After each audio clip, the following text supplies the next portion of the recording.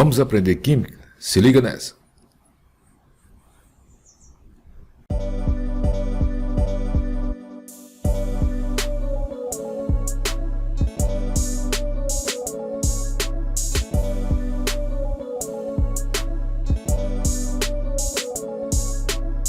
Aqui nós temos dois átomos, o átomo de sódio e o átomo de cloro, ok? Então, o átomo de sódio tem 3 camadas e na última camada tem um elétron, certo? E o átomo de cloro tem 3 camadas também, mas tem 7 elétrons. Quando se aproxima, o que acontece? Essa última camada, que nós chamamos de camada de valência, lembrando que a valência é a tendência do elemento ou átomo de combinar para formar moléculas. Então, o átomo de sódio cede um elétron para o cloro. Então ele fica aqui fica com 2 camadas completas, não é isso? A famosa regra do octeto. E aqui o cloro que recebeu um elétron também fica completo, ok? O sódio que cedeu um elétron fica um íon positivo. E o cloro que recebeu o elétron fica com o íon negativo. Como as cargas são diferentes, né, são opostas, então ele se atrai e forma a molécula cloreto de sódio, o famoso sal de cozinha. Então, essa última camada corresponde o quê? À camada de valência, ok? Então, fazendo a distribuição eletrônica do sódio, certo? Então, ficamos como? 1s2, 2s2, 2p6 e 3s1. Então, 2 com mais 2, 4, com mais 6, 10, 11. No total, o número atômico 11 do sódio, certo? Então, a camada mais externa é a camada de valência, no caso aqui 3s1, não é isso? Lembrando que o número que fica na frente corresponde ao número de camada. No caso aqui, a primeira camada, aqui a segunda camada e aqui a terceira camada. O coeficiente é que dita o número da camada. E o expoente é o número total de elétrons. Lembrando também o seguinte, que as orbitais subníveis, certo? Nós temos o quê? O S, no máximo 2 elétrons, o P, 6, porque 2 e 4, 6, então 6 elétrons, o D, 10 elétrons, não é isso? 6 e 4, 10, e finalmente o último nível, o F, tem 14. 10 mais 4, 14. Então, esse última camada, 3s1, corresponde à camada de valência do sódio.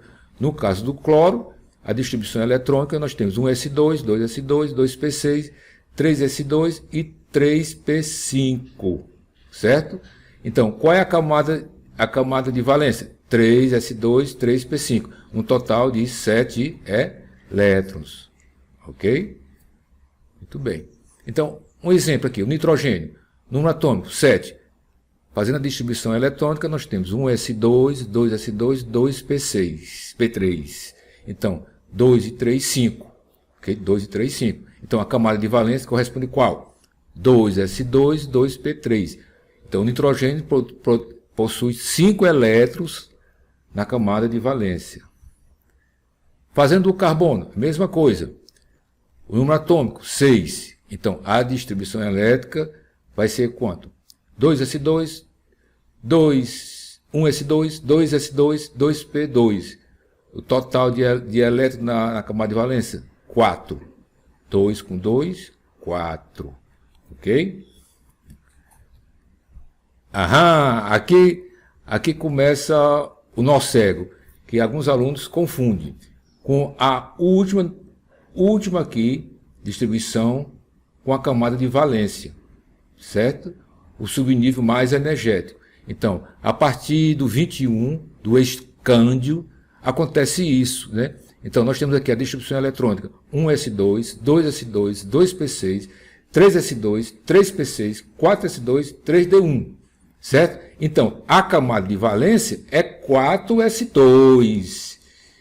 Mas o subnível mais energético, segundo a distribuição de Linus Pauling, é 3d1. Então, 3d1 é o subnível mais energético. E a camada de valência?